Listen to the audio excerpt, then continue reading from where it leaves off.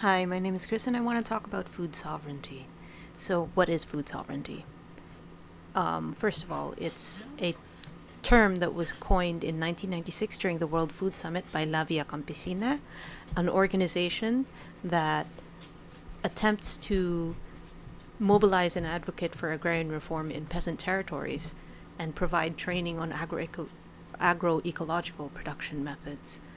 And they define food sovereignty as, and I quote, the right of peoples to healthy and culturally appropriate food produced through ecologically sound and sustainable methods, and their right to define their own food and agriculture systems. They say further, food sovereignty puts the aspirations and needs of those who produce, distribute, and consume food at the heart of food systems and policies, rather than the demands of markets and corporations. So, it's basically how food systems should be, basically.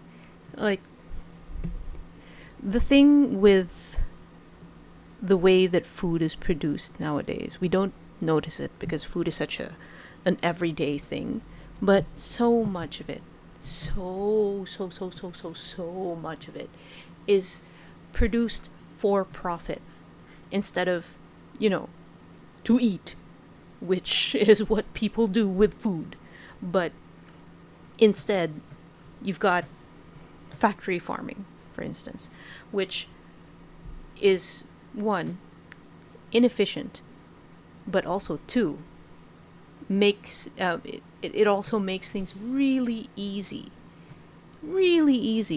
to extract one product and profit off that one product in a particular territory. Now, this is a contemporary conversation around food sovereignty. I mean, food sovereignty is a contemporary conversation around the ways that food has been kind of co-opted by the market. But the thing is, and if you hear that, that's my dog sneezing. He's very happy with himself. He's rolling around on the floor doing that thing that dogs like to do when they feel nice. Yep. Yeah, he's he's being quite pleased with himself.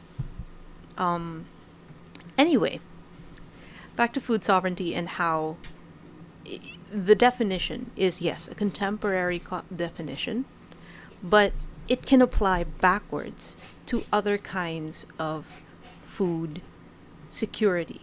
Basically, it's an alternative to the term food security because the term food security doesn't take into consideration how food is made, the culture around how food is made, and how the entire economic system of different peoples revolve around how food is made. Now, starvation is a direct effect of colonialism. There is an archaeological paper by Logan on a particular place. They found agricultural evidence of the ways that colonialism had caused famine or starvation within within a place in Banda. Banda is a place in Ghana, west central Ghana, about 400 kilometers from the coast. So we're talking like inland. Maybe not as far inland as what I'm used to, but pretty far inland all the same.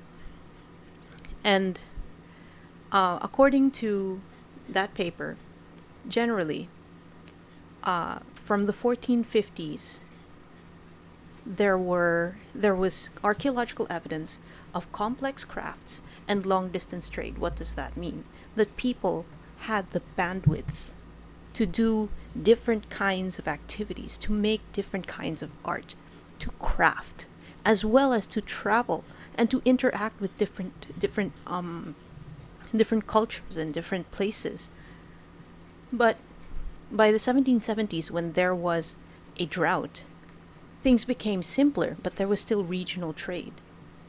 By the 1890s, when the British had taken over Ghana and had basically incited, I guess the word would be inflicted, certain policies surrounding what to grow, how to grow it, and why. The archaeological evidence shows that there was very little, very little complexity anymore. Crafts were extremely simple and for subsistence only, and there was no evidence of trade anymore in that area. Now, this is an archaeological paper on food and food security in the area, and it showed that the people there, for a time, they had a thriving community. There was trade from long distances, and there were complex forms of art, crafts that were difficult to make, and then later on, people were at starvation level, and this same thing happened in Ireland. The Irish potato famine. It was a mix of really horrible, because Ireland at the time was a colony of Britain, and it was ruled from England, from London. And, well, one can say that Ireland is still part of the UK and Northern Ireland anyway. And I'm not going to go into that because I'm not familiar with the conversation there. But the Irish potato famine had been because not just of the potato blight that affected Ireland, but because of the way that it was handled. Ireland, while maybe kind of a much less fertile area than, say, where I'm from, the Philippines, it was still a pretty abundant place. And potato blight is blight of one crop. Now, why did that cause so much starvation? Why did that cause so many deaths and so much such a huge mass exodus? It was because of the ways that the food being produced in Ireland was being extracted. All the labor was being extracted out of Ireland instead of being directed back towards the people who actually needed it.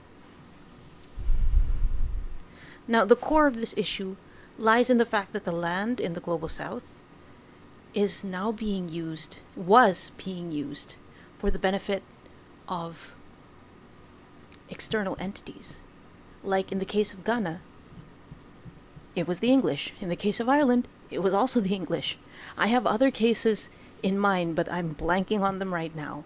But I'm fairly certain that, India.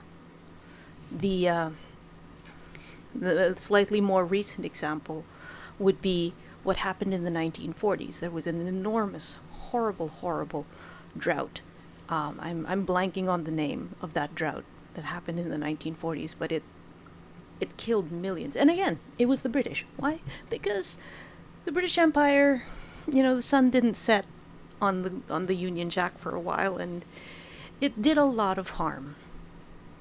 I'm not saying that British people are bad. I'm saying the empire did a lot of harm.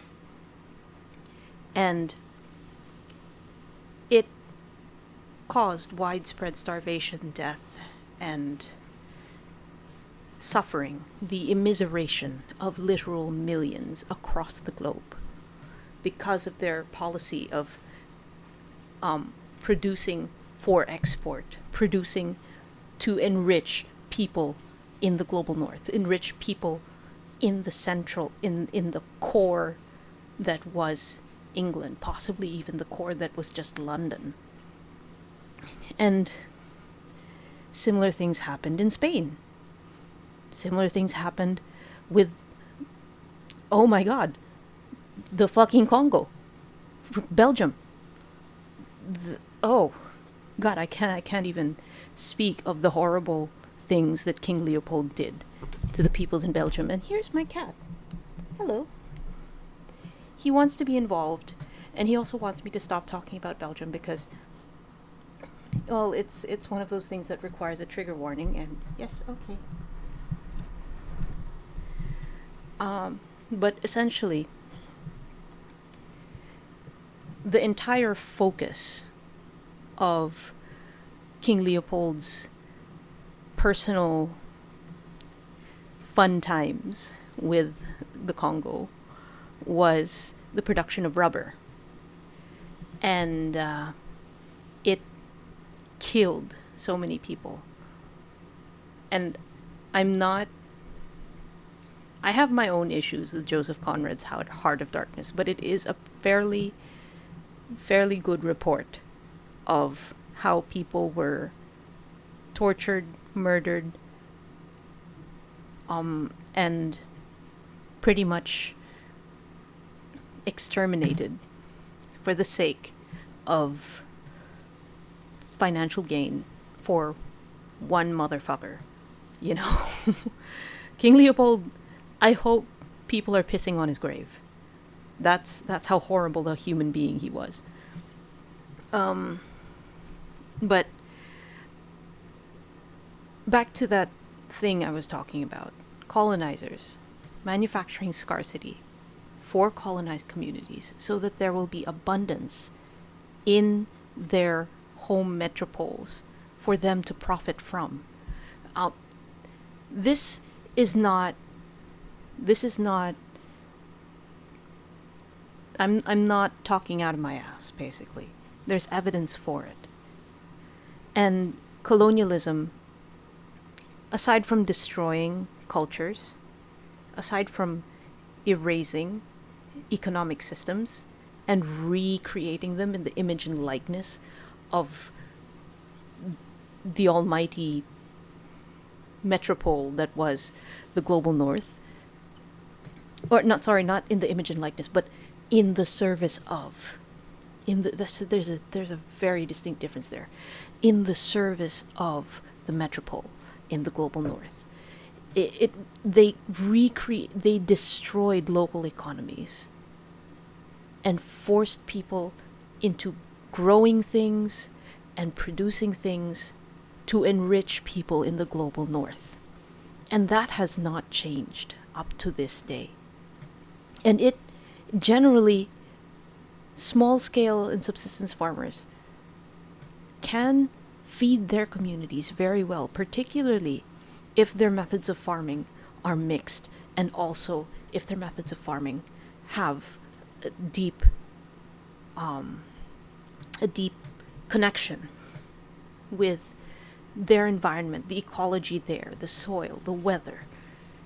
And that's not the way that colonial production works. I'm going to stop there because I'm going to make another video on how the global north now, through the Green Revolution, which I guess isn't now, but like maybe 50 years earlier, through the Green Revolution, immiserated the peoples of the global south, particularly Asia, and how they're going to do, they're doing it again in Africa through the African Green Revolution that they're trying to create. I'm going to start ranting, so I'm going to stop myself there, and I'm going to say stick around and wait for the next video, and take care. I'll see you next time. Drop any comments or questions in down there, and if you want references, that paper on Banda, it is also down there in the description, and I'll see you next time. Take care.